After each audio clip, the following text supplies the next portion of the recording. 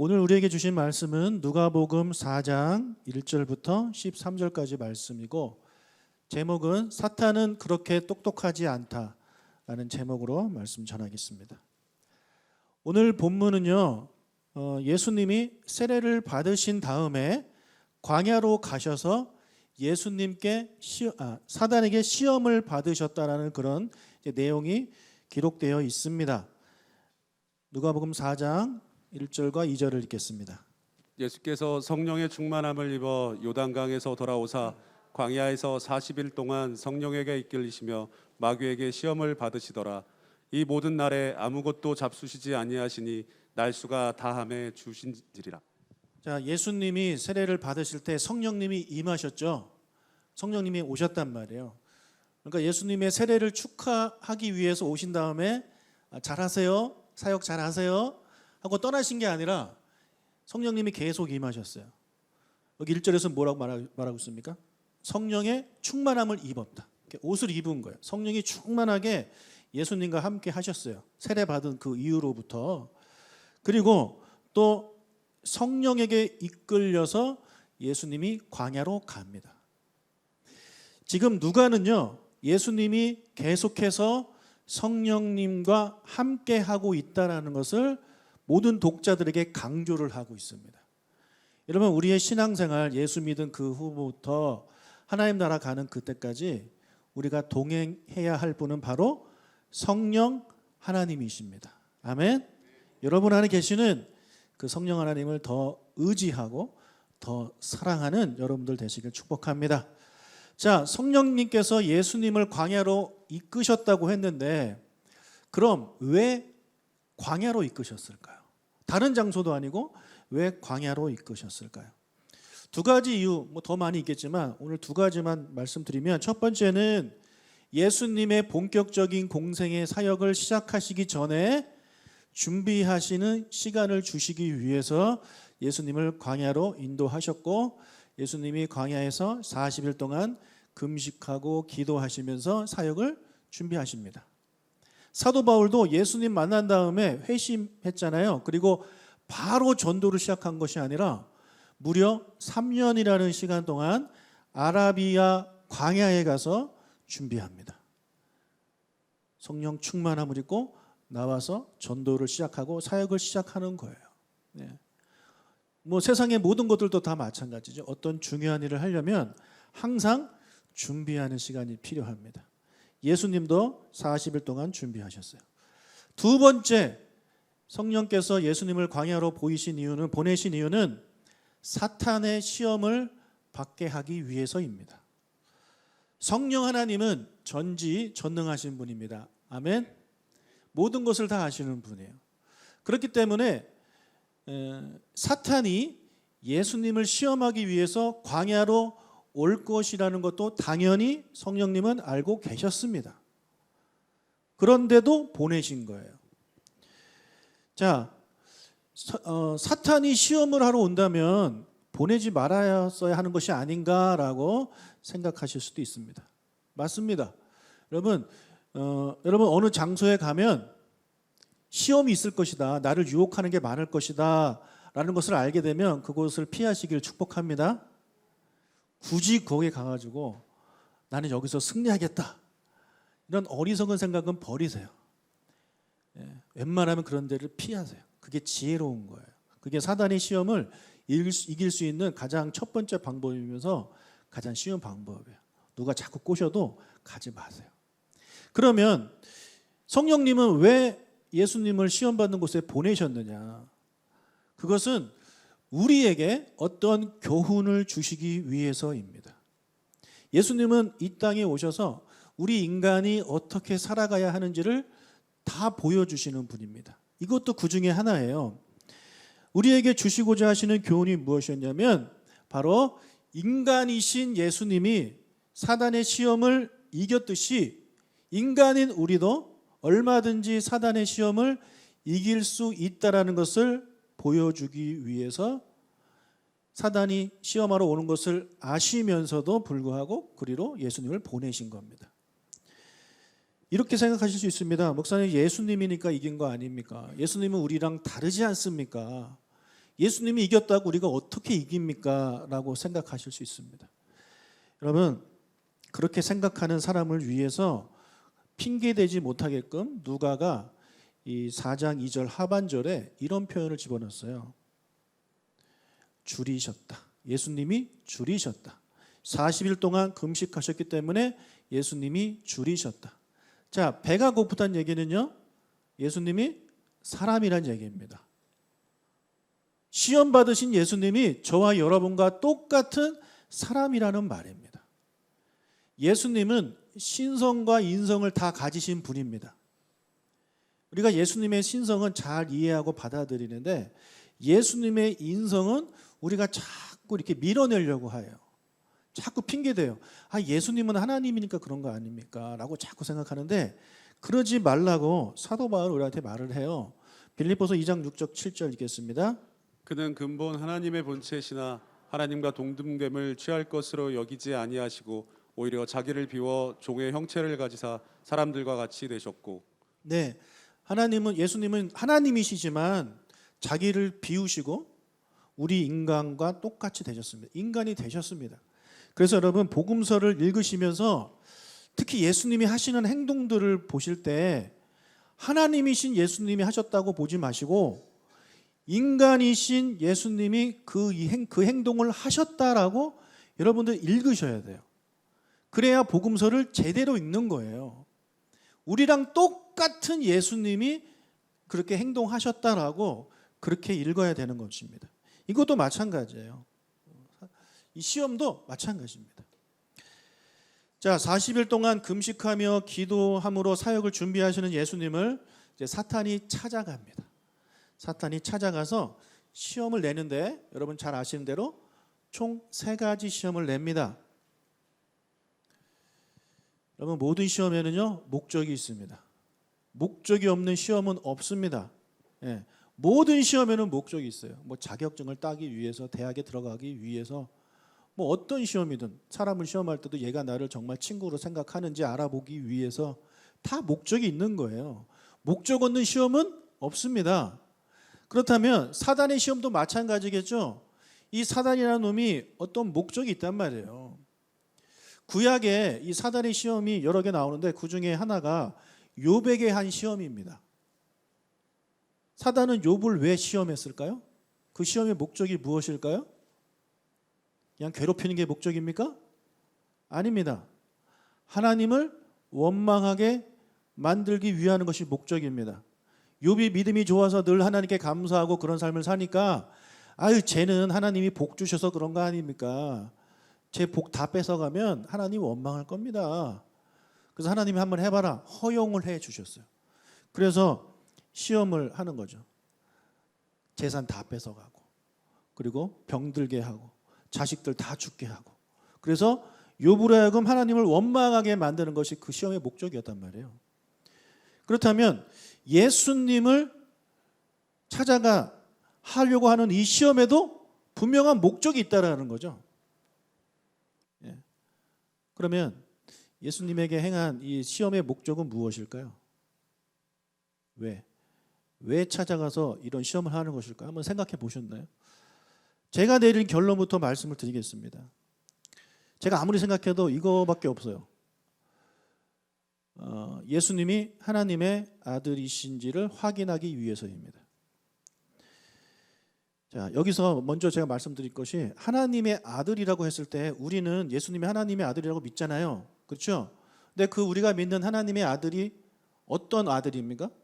성자의 개념입니다. 성자 하나님. 예수님은 하나님의 아들, 성자 하나님이시다. 우리는 그렇게 믿고 있는 건데 지금 사탄이 말을 하고 있는 하나님의 아들은 성자의 개념이 아닙니다. 하나님의 아들은 많습니다. 하나님의 아들은 많아요. 창세기에도 하나님의 아들들이라는 표현이 나오고 곳곳에 많이 나와요. 심지어 이 자리에도 하나님의 아들들이 있습니다. 하나님의 딸들도 있고 제가 바로 하나님의 아들이에요. 여러분 저는 하나님의 아들이에요. 이단 같나요? 네. 여러분도 하나님의 아들이 하나님의 딸이란 말이에요. 그러니까 그런 의미예요. 그런 의미. 이렇게 이해를 하셔야 돼요. 자, 예수님이 세례를 받으실 사탄이 시험할 때 시험 문제 1번과 3번 문제에 공통적으로 등장하는 구절이 있습니다. 뭡니까? 너가 만일 하나님의 아들이라면, 너가 정말 하나님의 아들이라면 이거 해봐라, 이거 해봐라, 이렇게 시키고 있는 거거든요. 예수님이 세례를 받으실 때 하늘에서 소리가 있었습니다. 이는 내 사랑하는 아들이다. 이는 내 사랑하는 아들이다라는 성부 하나님의 음성이 들렸습니다. 자, 이 소리를 누가 들었을까요? 그 자리에 있는 사람만 들었을까요? 제가 보기에 사탄이 들었을 것 같아요. 아니면 사탄 아니면 사탄의 졸개가 들었을 것 같아요. 근데 더 둘 중에 하나를 고르자면 사탄의 졸개가 들었다고 저는 생각합니다. 왜냐하면 여러분, 사탄은 여기저기 돌아다니는 존재예요. 자, 하나님은 돌아다니시는 분이 아닙니다. 하나님은 여기도 계시고 저쪽에도 계시고 뒤쪽에도 계시고 안 계신 곳이 없으신 분이 우리 하나님이에요. 그게 성경이 말하고 있는 하나님이에요. 그래서 안 계신 곳이 없어요. 사탄은 어떨까요? 없는 곳이 없을까요? 아니요. 사탄은 여기에 있으면 저기에 없어요. 저기에 있으면 여기에 없는 거예요. 하나님과 달라요. 하나님과 같은 존재, 선과 악 그런 개념으로 보시면 안 됩니다. 이 사탄은 하나님이 만드신 피조물이에요. 우리랑 똑같은 피조물이에요. 우리도 여기 있으면 내가 저기에 없듯이 사탄도 마찬가지입니다. 여러분, 사탄을 그렇게 대단하게 보시면 안 돼요. 대신에 사탄이 어떻게 하냐면 자기와 함께 타락한 그 저주받은 천사들, 여기 성경에서는 귀신이라고 나오는데 그 악한 영들을 전 세계에 흩어놓습니다. 그리고 그 지역을 관리하게 만드는 거죠. 그래서 예수님이 이 세례를 받으셨을 때 그곳을 관할하던 한 귀신이 그 이야기를 들었겠죠. 그리고 누구를 찾아갔겠습니까? 사탄을 찾아간 겁니다. 그리고 이야기를 해준 거죠. 자, 사탄이 예수님을 찾아온 게 40일째 되는 날 찾아옵니다. 예수님이 세례받고 바로 광야로 갔다고 해도 40일 후에 만나는 거예요. 그래서 이 40일 동안 걸렸다는 얘기는, 그래서 제가 그런 거예요. 40일이나 걸렸다는 얘기는 귀신이 듣고 사탄이 여기저기 돌아다니니까 사탄 찾으러 가서 그 얘기를 듣고 와서 한 40일 정도 걸리지 않았을까라는 생각을 그냥 재미삼아 한번 해봤습니다. 사탄이 직접 들었을 수도 있어요. 예수님 지금 금식하니까 40일 동안 기다렸다가 가야지 뭐 생각할 수도 있습니다. 어쨌든지 간에 예수님이 하나님의 아들이라는 그 이야기를 듣고 예수님을 찾아간 거예요. 정말로 이 사람이 하나님의 아들인지 아닌지 그걸 확인하러 가는 겁니다. 여기서 우리가 알 수 있는 게 한 가지 있어요. 뭐냐면 사단은 전지하지 않아요. 사단은 다 아는 게 아니에요. 저와 여러분처럼요, 다 알지 못해요. 사단도 모르는 게 있어요. 꽤 많아요, 제가 보니까. 자, 사단이 아담과 하와가 이제 범죄하게 만들었잖아요. 그리고 하나님으로부터 저주를 받습니다. 그 말씀을 한번 읽어보겠습니다. 창세기 3장 14절부터 15절입니다. 여호와 하나님이 뱀에게 이르시되 내가 이렇게 하였으니 내가 모든 가축과 들의 모든 짐승보다 더욱 저주를 받아 배로 다니고 살아있는 동안 흙을 먹을지니라. 내가 너로 여자와 원수가 되게 하고 내 후손도 여자의 후손과 원수가 되게 하리니 여자의 후손은 내 머리를 상하게 할 것이요 너는 그의 발꿈치를 상하게 할 것이니라 하시고. 자, 이 사단한테 하나님이 저주를 하시면서 어떤 말씀하시냐면 여자의 후손이 너의 머리를 상하게 할 것이다. 이런 저주를 내리셨어요. 그러면 여러분이 만약에 사탄 입장이라면 이 여자의 후손이 누군지 안 궁금하겠습니까? 안 궁금해요? 만약에 누군가가 나한테 뭐 그럴 리는 없지만 어떤 안경 쓴 사람이 당신을 뭐 때릴 것입니다. 이렇게 얘기하면 안경 쓴 사람 나타날 때마다 제가 저 사람인가? 그런 생각 갖지 않겠어요? 자기의 머리를 상하게 한다는 얘기는요, 자기를 완전히 멸망시킨다는 얘기입니다. 예. 그러니 이 사탄 입장에서는요, 누굴까? 궁금해할 수밖에 없는 거예요. 근데 여자의 후손이잖아요. 여러분 여자의 후손 누구입니까? 누구예요? 예수님이죠.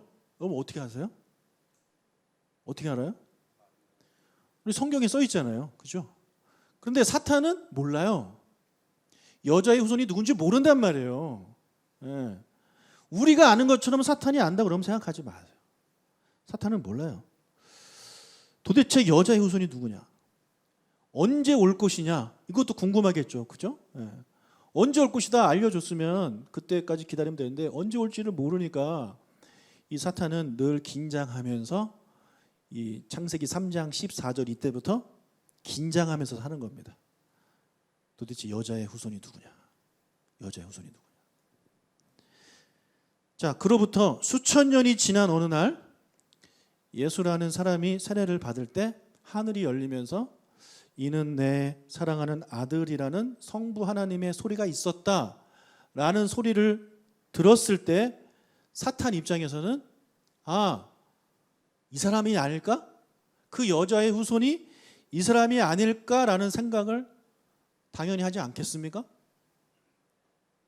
그래서 확인하러 가는 거예요. 이 사람이 바로 내 머리를 상하게 할 그 여자의 후손이 아닌가? 여러분 여자의 후손은 그 여자가 낳았다는 거 아닙니까? 그러니까 사람이란 얘기예요. 그러니까 사탄을 알고 있기를 자기를 멸망시키는 사람은 우리가 생각하는 성자 예수님이 아니고 사탄 입장에서는 정보가 그냥 여자의 후손밖에 없어요. 그러니까 여자가 낳은 사람이니까 사람이죠. 사람이 나를 어떻게 행할 것이다 라는. 근데 그 사람이 능력이 뭐가 있어? 사람이 어떻게 사탄을 이깁니까? 그러니 보통 사람이 아니라 하나님이 자신의 아들로 입양한.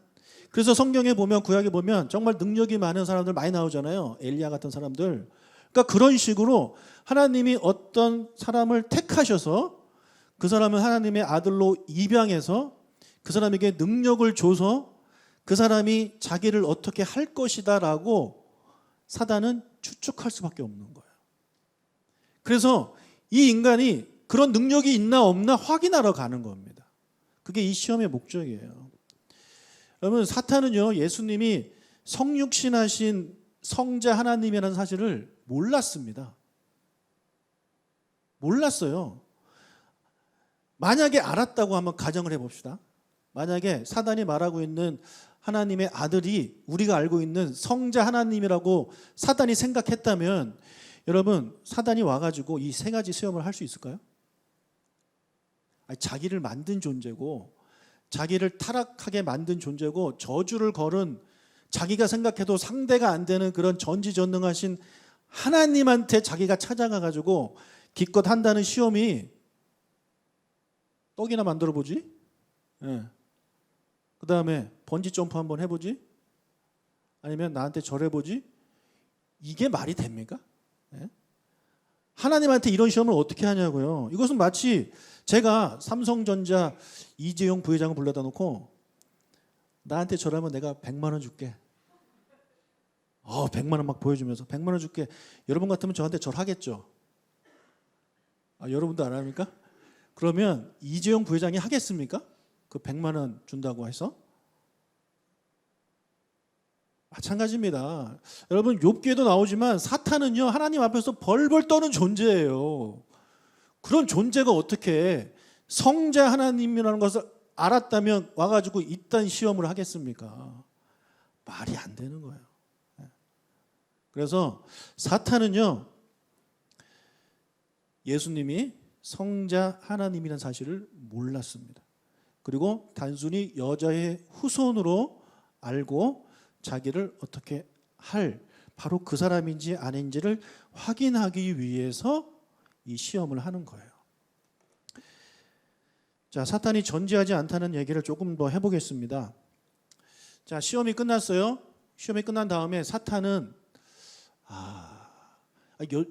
예수님이 나 하나님의 아들 맞다라고 얘기 안 해주잖아요. 그죠? 뭔가 뭐 떡 만든 것도 아니고 떼어내린 것도 아니고 아무것도 안 하시고 그렇게 하셨잖아요. 그러니까 사단의 입장에서는 아직까지 아리까리 한 거죠. 긴 것 같기도 하고 아닌 것 같기도 하고. 그래서 지켜봤겠죠. 지켜봤더니 기적을 행해요. 돌을 가지고 떡을 만들라는 것보다 엄청난 큰 기적을 막 행하는 거예요. 그걸 보면서 아는 거죠. 이 사람이 하나님이 보내신 여자의 후손, 유대인들이 기다리는 메시아구나라는 것을 사단이 알게 된 거죠. 그래서 나중에 예수님이 사역하실 때 귀신들이 예수님을 보고 하나님의 아들이라고 그렇게 고백을 해요. 그래서 그는 이 예수가 자기의 머리를 상하게 하는 여자의 후손이라는 것을 깨닫고 그가 내린 결정은 뭐냐면 죽이자입니다. 그래서 유다한테 예수를 팔게 하는 생각을 넣죠. 그래서 결국 죽잖아요. 이를 통해서 알 수 있는 게 또 뭐냐면 사단은 하나님의 구원 계획을 전혀 몰랐다입니다. 하나님의 구원 계획이 뭡니까? 한 단어로 얘기해 보세요. 하나님의 구원 계획. 십자가죠. 십자가 죽음을 통해서 우리를 구원하시는 거예요. 자, 죄로 인해서 죽을 수밖에 없는 우리 하나님의 그 잃어버린 백성들을 구원하시기 위해서 하나님이 예수님, 성자 하나님을 이 땅에 인간으로 보내셔서 그분이 십자가에 달려 돌아가심으로 대속제물이 되어 주셔서 우리의 모든 죄를 다 해결해 주셔서 우리를 의롭게 해 주시는 것이 하나님의 구원 계획이에요. 즉 하나님의 구원 계획은 예수님이 이 땅에 인간으로 오셔서 죽는 거예요. 그게 하나님의 계획이란 말이에요. 만약에 이것을 사탄이 알았다면 예수님을 유월절 전에 팔았겠습니까? 팔더라도 유월절 전에는 안 팔겠죠. 예. 사단이 성경 좀 읽고 성경 좀 공부하고 성장반 듣고 제자반 듣고 이래가지고 성경을 좀 공부했으면 예수님이 이 땅에 그 유월절 어린 양으로 오셨구나. 죽으면 안 되겠구나. 죽이더라도 이렇게 죽이면 안 되고 그냥 몰래 암살을 하든지, 몰래 암살을 하든지, 아니면 유월절과 전혀 상관없는 좀 이렇게 6개월 전에 죽이다든지 이렇게 했어야 되는 거예요. 그런데 사단은 그걸 모르는 거죠.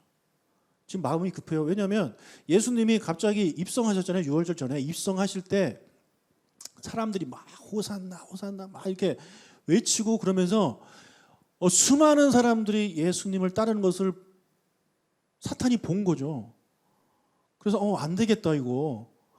지금 빨리 없어야 되겠다. 하루라도 빨리 없어야 되겠다. 그런 마음을 가지고 그가 내린 선택이 예수님을 죽게 만드는 거예요. 결국 그가 성경을 몰랐기 때문에 이런 일, 당연히 뭐 사탄이 어떻게 알겠습니까? 성경을 몰랐기 때문에 내린 결정이고 그로 인해서 오히려 자기가 머리가 상하게 되는 일을 자기 스스로 결정하는 거죠. 여러분, 사탄은요 전지하지 않아요. 전지하지 않아요. 몰라요 잘. 자, 사탄이 예수님이 성육신하신 성자 하나님이신 줄을 전혀 모르고 자신을 위협할 여자의 후손, 즉 그냥 사람이라고 생각을 하고 와서 이 사람을 시험하는데 그 시험이 크게 세 가지인데요. 한번 읽어보도록 하겠습니다. 마귀가 이르되 내가 만일 하나님의 아들이거든 이 돌들에게 명하여 떡이 되게 하라. 자, 첫 번째 시험은 뭡니까? 돌을 가지고 떡이 되게 해라. 이런 능력이 있는지 한번 보는 겁니다. 요리 잘하는지 한번 보는 거예요. 자, 5절, 7절. 마귀가 또 예수를 이끌고 올라가서 순식간에 천하 만국을 보이며 이르되 이 모든 권위와 그 영광을 내가 내게 주리라. 이것은 내게 넘겨준 것이므로 내가 원하는 자에게 주노라. 그러므로 내가 만일 내게 절하면 다 내 것이 되리라. 두 번째 시험은 예절 시험입니다. 저를 잘하나 못하나 한번 보는 시험이에요. 그 다음에 9절, 11절. 또 이끌고 예루살렘으로 가서 성전 꼭대기에 세우고 이르되 내가 만일 하나님의 아들이거든 여기서 뛰어내리라. 기록되었으되 하나님이 너를 위하여 그 사자들을 명하사 너를 지키게 하시리라 하였고 또한 그들이 손으로 너를 받들어 내 발이 돌에 부딪히지 않게 하시리라 하였느니라. 세 번째 시험은 담력 시험입니다. 높은 데서 뛰어내릴 수 있나 없나. 이게 뭐예요? 이게 시험이 뭐 이따위예요. 여러분, 이 세 가지 시험에 공통점이 있어요. 뭘까요? 세 가지 시험의 공통점은 내 말대로 하라 이겁니다. 자기 말대로 하게 만드는 게 이 사단의 시험의 그 공통적인 목적이에요. 사탄은요, 하나님처럼 되고 싶은 자예요. 그래서 하나님의 권위에 도전했다가 하나님께 저주를 받아 사탄이 된 것입니다. 원래 천사로 창조를 받았지만. 그래서 하나님처럼 되고 싶어요. 하나님 흉내를 내는 거예요. 가짜가 참인 것처럼 흉내를 내는 거예요. 그게 사탄입니다. 하나님은 우리한테 무엇을 요구하십니까? 하나님 말씀을 주시면서 순종할 것을 요구하십니다. 이스라엘 백성들을 구원하신 다음에 그들에게 율법을 주시기 전에 너희들 내 말을 듣고 순종하면 내가 너희의 하나님이 되고 거룩한 백성이 되고 제사장 나라가 되게 하겠다. 우리를 구원하시고 요구하시는 게 하나님의 말씀 순종하며 살아가는 거예요. 그래서 그런 사람들에게 똑같이 와서 합니다. 이 사탄이. 내 말을 들어라. 너희들 내 말을 들어라. 내 말을 들어라. 하나님의 말씀이 아닌 자신의 말에 순종하게 만들어서 하나님의 사람들을 자기에게로 데리고 오는 것이 사단이 하는 짓입니다. 대표적인 예가 바로 창세기 3장에 나오는 그 내용이죠. 아담과 하와가 창조를 받았을 때 하나님하고 사이가 좋았잖아요. 엄청 좋았어요. 엄청 좋았단 말이에요. 근데 하나님이 아담과 하와한테 선악과 먹지 말라고 하셨죠. 그런데 사탄이 나타나가지고 뭐라 그래요? 먹어도 돼. 맛있어. 저거 먹으면 너 눈이 밝아져서 하나님처럼 될 수 있다. 그렇게 가만히서 거짓말로 이제 먹게 만듭니다. 그래서 아담과 하와가 먹죠. 하나님 말씀이 아닌 자기 말을 듣게 만들죠. 이게 사탄의 목적이에요. 하나님 말씀이 아닌 내 말을 들어라. 내 말을 들어라. 마찬가지입니다. 예수님이 이 땅에 메시아로 오셨고 두 번째 아담으로 오셨는데 이번에도 사탄은요, 창세기 3장에서 했던 그대로 해요. 그대로 자기 말을 듣게 하기 위해서 온갖 가머니설, 거짓말을 가지고 이야기를 합니다. 제가 생각하기에 사탄은 처음부터 세 가지 시험을 준비하지 않았을 것이라고 저는 생각해요. 왜냐하면 그냥 첫 번째만 해도 넘어갈 거라고 생각하는 거예요. 아담과 하와도 첫 번째 먹어라 했을 때 먹어서 끝나버렸잖아요. 대부분의 사람들이 사탄의 이 시험 첫 번째 문제 다 넘어갑니다. 왜냐하면 사탄은 전지하지는 않지만 이 사람이 뭐에 약한지는 알거든요. 자, 첫 번째 시험이 뭡니까? 돌을 떡으로 만들어 먹으라는 거죠. 기가 막히지 않습니까? 예수님이 40일 동안 금식하셨어요. 40일 금식하신 분 계십니까? 저 청년 때 수련회를 하루를 해봤어요. 딱 하루. 원래 3일이 목표였는데 저는 딱 하루만 해도 죽겠더라고요. 날아가는 새가 통닭으로 보이는 기적이 일어나고. 저는 정말 못 참겠던데요. 근데 40일 동안 금식한 사람에게 떡을 만들어서 먹어봐라 라는 유혹은 쉬운 문제가 아닙니다. 내가 능력이 없으면 할 수 없지만 능력이 있는 사람한테 그렇게 요구하는 것은 이겨내기가 쉽지 않은 거예요. 여러분이 뭔가를 정말 간절히 바라고 있는데 사단이 찾아와서 내가 그것을 줄 테니까 너 내 말을 들어라 하면 넘어가지 않을 사람이 있을까요? 예수님이 이 첫 번째 시험에 넘어오지 않으니까 사탄이 좀 심각한데? 그러면 하나를 더 내요. 두 번째 문제가 뭡니까? 두 번째 문제가 뭐예요? 나한테 절하라는 거예요. 절하면 이 세상을 다 주겠다. 자, 예수님이 목수의 아들, 가난한 목수의 아들로 자랐잖아요. 가난한 목수의 아들로 자랐으니 일단 돈도 없어요. 돈도 없는 사람이 무슨 명예가 있고 무슨 권세가 있겠어요? 아무 힘이 없는 그냥 무시당하는 그런 존재로 예수님이 30년을 살았습니다. 시험 받으러 오셔가지고 40일 동안 계시는 예수님의 행색을 딱 보아하니 꼬라지를 보아하니 가난한 집 아들이에요. 가난한 집 아들한테 뭐가 먹히겠습니까? 재물이죠. 예. 너 나한테 전하면 재물도 주고 명예도 주고 권세도 줄 테니까 절 한번 해볼래? 아주 예수님 우습게 하는 거죠. 예수님이 여기에도 넘어가지 않아요. 여러분, 많은 사람들이요 여기에 넘어가요. 특히 돈에 많이 넘어가요. 세상 보세요. 돈이면 뭐든지 합니다. 돈이면 사람도 죽이고, 돈이면 몸도 팔고, 돈이면 뭐 부모 자식 없어요. 예. 돈이면 다예요. 온갖 사기가 판치잖아요. 근데 안타깝게도요 교회 안에도 그런 모습이 있어요. 교회를 다니는데 돈이 아까워요. 하나님께 드리는 게 아까워요. 그래서 교회 다닌 지 오래됐는데 하나님께 10원 한 푼 드리지 않은 분들이 여러분 얼마나 많은지 아십니까? 하나님께 드리는 게 아까운 거예요. 그러니까 예수 믿고 천국은 가고 싶은데 이 세상 살면서 하나님께 10원 한 장 드리는 게 아까운 거예요. 저는 그런 분들 보면 너무 마음이 아파요. 돈이 하나님보다 더 우선인 사람들이죠. 많은 사람들이 여기에 넘어가요. 대부분 여기에 넘어가요. 자, 이 두 가지에도 넘어가지 않으니까 이번에는 어떤 거 요구합니까? 뛰어내리래요. 근데 단순히 뛰어내리라는 게 아니라 성경 말씀을 인용해요. 성경 말씀. 시편 말씀인데 너가 특히 그 시편 말씀 인용한 말씀이 그 메시아와 관련된 시편 말씀이에요. 그러니까 너가 뛰어내리면 성경에서 약속하지 않았느냐? 천사를 보내가지고 너를 다치지 않게 해준다고 성경에 써 있지 않느냐? 그러니 뛰어내려 봐라. 만약에 누군가가 이런 말씀 들이대면서 이렇게 써 있는데 당신 해봐라 못하겠냐? 그럼 당신 믿음 없네? 라는 얘기를 들을 수 있는 상황이에요. 너가 이 세상에 여자의 후손으로 왔고 메시아로 왔고 하나님의 아들로 왔는데 저기서 뛰어내릴 용기가 없니?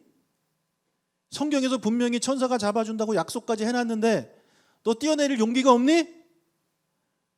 뛰어내려. 너 믿음 있잖아. 뛰어내려. 여러분 어떻게 하시겠어요? 안 뛰어내리면 믿음 없는 거 하고 뛰어내리자니 기분 나쁘고.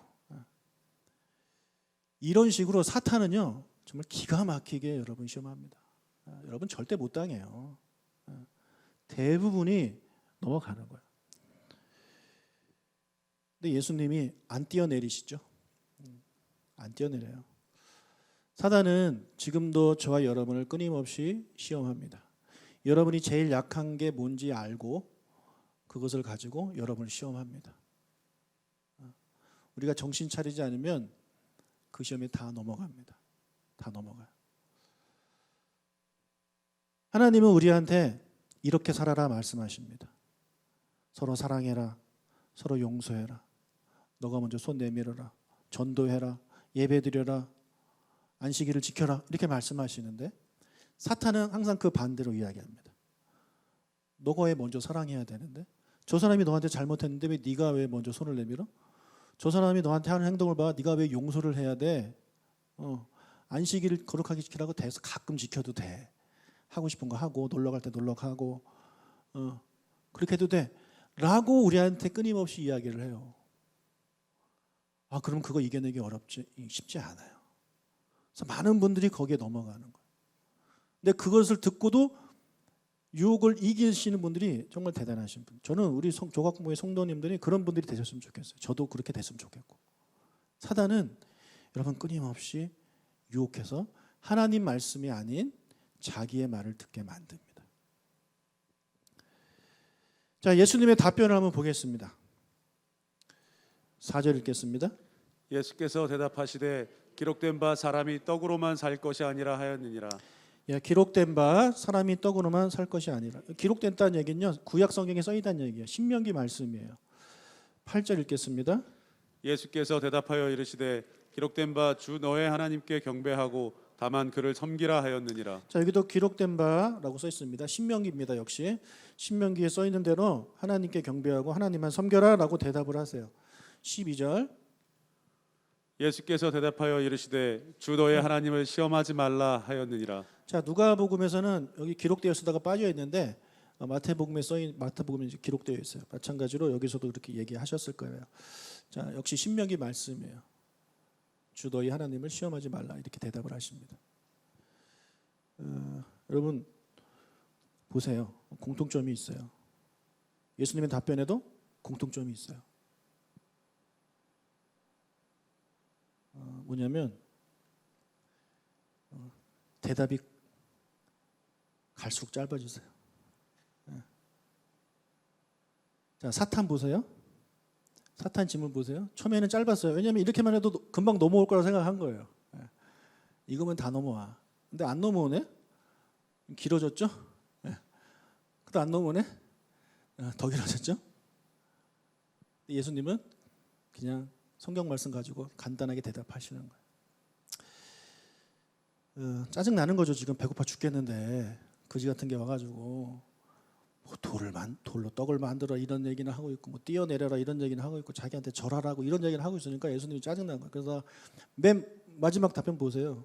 그냥 하나님 시험하지 말라 거기서 끝내버립니다. 여러분 사탄한테 잘해줄 필요 없습니다. 여러분 짜증 나는 거 사람한테 하지 마시고 사탄한테 짜증 내십시오. 사탄은 여러분 짜증 받아도 당연한 존재입니다. 자, 이건 농담삼아 말씀드린 거고 진짜 공통점이 뭐냐면 예수님의 대답이 다 하나님의 말씀에서 인용한 거예요. 기록되었을 때.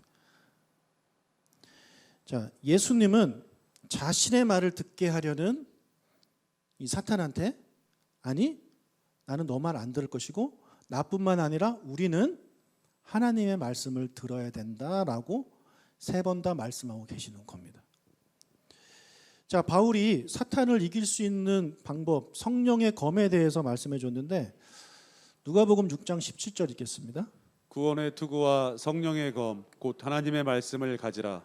자, 하나님의 말씀을 가지래요. 하나님의 말씀이 성령의 검이래요. 자, 검은 공격형 무기죠. 아무리 막아봐야 이길 수 없어요. 네. 칼을 써야 돼요. 칼을 써서 적을 죽여야 되는 겁니다. 유일한 공격형 무기가 이 성령의 검이에요. 하나님 말씀이에요. 그럼 하나님 말씀을 가지라는 얘기가 무슨 말입니까? 성경책 들고 다니라는 얘기인가요? 아니면 사탄이 여러분 시험할 때 잠깐 하고 막 이렇게 찾아가지고 그 시험에 맞는 답은 어떤 거지? 막 찾아가지고 자 이렇게 기록되어 있습니다. 이렇게 해야 됩니다. 라고 똑같이 하라는 얘기일까요? 하나님의 말씀을 가지라는 얘기는요. 하나님의 말씀을 순종하라는 얘기입니다. 하나님 말씀으로 순종. 그러니까 사탄의 시험의 목적은 내 말의 순종인데 그 말에 대해서 이기려면 아니 나는 하나님 말씀에 순종해. 그래서 우리가 사단의 시험을 이길 수 있는 방법은요. 성경을 많이 안다고 이기는 게 아니에요. 성경 말씀대로 사는 사람이 사탄의 시험을 이길 수 있는 거예요. 그런데 하나님 말씀을 잘 알려면 공부하고 읽고 해야 되겠죠. 또 잘 들어야 되겠죠. 그래서 우리 하나님의 말씀대로 살아갈 때 그것이 바로 성령의 검, 하나님의 말씀을 가지는 것입니다. 자, 하나님을 시험하지 말라는 이 대답을 들은 마귀는 이게 예수님 자신이 내가 성자 하나님이야 라고 말하시는 것을 아마 못 알아들었을 것입니다. 그래서 떠났어요. 떠났는데 자, 4장 13절 읽겠습니다. 마귀가 모든 시험을 다한 후에 얼마 동안 떠나니라. 예. 하나님만 순종하라 이렇게 하나님만 섬겨라 그렇게 이제 대답을 하니까 사단이 좀 마음에 상처를 받고 삐져가지고 예수님을 떠났어요. 근데 다시 돌아옵니다. 사탄은요 다시 돌아와요. 13절에 써 있죠. 얼마 동안 떠났다. 다시 돌아왔다는 얘기입니다. 사탄은 끊임없이 우리를 찾아옵니다. 말씀을 가지고 말씀에 순종하면서 그 시험을 이겼어도 한 번 보고 아 얘는 안 되겠다라고 생각하지 않아요. 예수님에게도 다시 찾아간 사탄입니다. 우리에게는 더더욱 찾아옵니다. 그렇기 때문에 우리는 매주 말씀 듣고 매주 예배하고 그러면서 이 시간에 결단하고 주신 말씀 가지고 이렇게 살아가게 놓으라고 기도하고 성령님 도와달라고 기도하는 그런 시간이 반드시 필요한 겁니다. 예수님이 우리한테 주기도문을 가르쳐 주시면서 이렇게 주기도문에 어떤 내용이 있습니까? 시험에 들게 하지 마시옵고 시험에 들게 하지 마시고. 주기도문은 매일 하는 거라고 말씀드렸죠. 주기도문 매일 하는 거예요. 일용할 양식을 달라는 그 구조를 가지고 봤을 때 매일 하는 거예요. 즉 시험을 이기게 해달라는 것도, 들지 않게 해달라는 것도 매일 하는 기도예요. 우리 매일매일 기도하면서 하나님 주신 말씀대로 살아. 사단이 주는 시험을 예수님이 이기셨듯이 저와 여러분도 이기시는 우리 모두가 되시길 주님의 이름으로 축복합니다. 아멘.